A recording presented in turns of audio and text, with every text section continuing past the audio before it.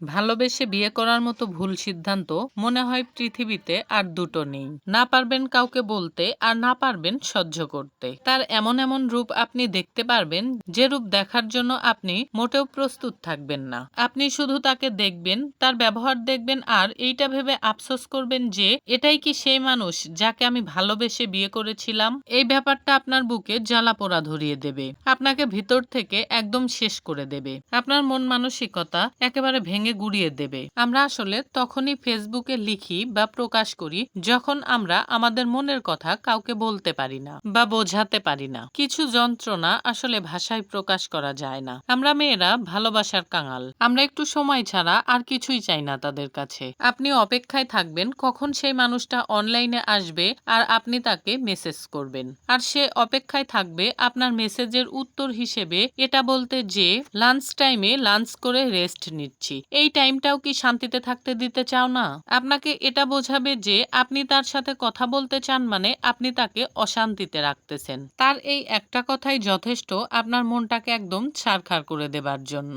আপনি শুধু এটা ভাববেন যে এই মানুষটা কি সেই যে আমার সঙ্গে কথা বলার জন্য অপেক্ষায় থাকতো, যে দিনের অর্ধেকটা সময় আমার পিছে ব্যয় করত। কিন্তু এই সব কথার কোনো উত্তর আপনি খুঁজে পাবেন না। পুরুষ মানুষ বায়না ধরা স্ত্রীকে খুবই পছন্দ করে। আপনি যদি আপনার স্বামীর থেকে সময় চান তাহলে সে সেটা দিতে পারবে না, বলবে আপনি তাকে অহেতুক প্যারাই রেখেছেন, অশান্তি দিচ্ছেন বা সংসারে ঝামেলা করতেছেন। অথচ আপনি যদি আপনার স্বামীর কাছে সময় না চেয়ে টাকা পয়সা, গাড়ি বাড়ি, দামি গহনা চেয়ে থাকেন, তার যত কষ্টই হোক আপনার সেই চাহিদাগুলো আপনার স্বামী পূরণ করবে, যেভাবেই হোক, যত কষ্ট করেই হোক, বৈধ বা অবৈধ যে উপায়েই হোক। চরিত্রহীন স্বার্থলোভী নারীর ভালোবাসায় পড়ে অনেক পুরুষ ধ্বংস হয়ে গেছে বা অনেক পুরুষ জীবন বলিদান দিয়েছে। অর্থ সম্পদের উপর নারীর অসীম চাহিদা বা পরকীয়ার বলি হয়েছেন অনেকেই। কিন্তু যারা চরিত্রবান, ন্যায় নিষ্ঠাবান, অর্থ সম্পদের উপর লোভ কম কিন্তু স্বামীর থেকে সময় বেশি চায়, এই টাইপের স্ত্রী যারা পান,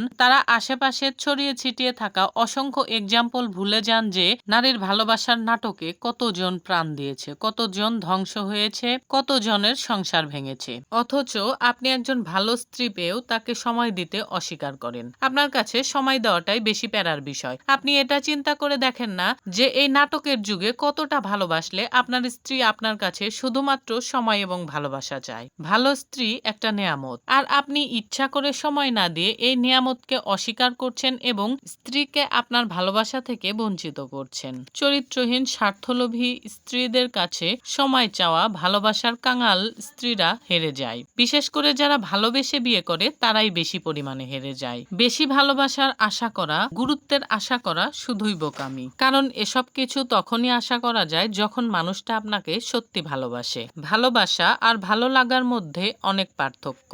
যে সত্যিকারে ভালোবাসে সে সময় খুঁজে প্রিয় মানুষের সঙ্গে যোগাযোগ করে, আর যার চোখে শুধুই ভালো লাগে, ভালোবাসা থাকে না, সে সময় পেলে প্রিয় মানুষের সঙ্গে যোগাযোগ করে। সময় খুঁজে যোগাযোগ করা আর সময় পেলে যোগাযোগ করা ব্যক্তির মধ্যে পার্থক্য আপনাকে বুঝতে হবে। শুধু শুধু ইমোশনাল হয়ে কারো জন্য আবেগ প্রকাশ না করে বিবেককে একটু গুরুত্ব দিন, তাহলেই আপনার সম্পর্কের গুরুত্ব বেড়ে যাবে।